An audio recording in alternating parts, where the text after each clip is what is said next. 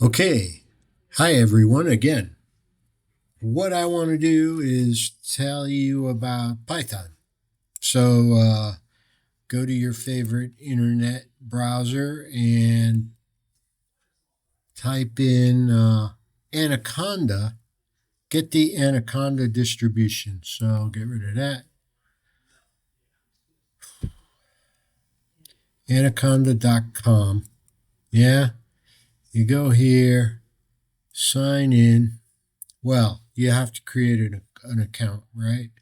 So when you download Anaconda, right, you get all this stuff. But what you'll find is when you then go to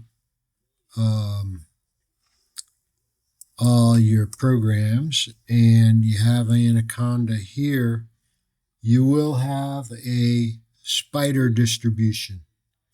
So when you do that, then you click on spider, it looks like this. Very similar, and again, we have the same kind of stuff as our studio, but this will come in a different video. This looks like chapter 2, number 3, So anyway, this is just how you get.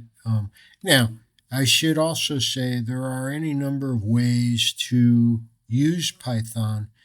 What you need is a developer environment, an integrated develop IDE, an integrated developer environment, I think is what that means.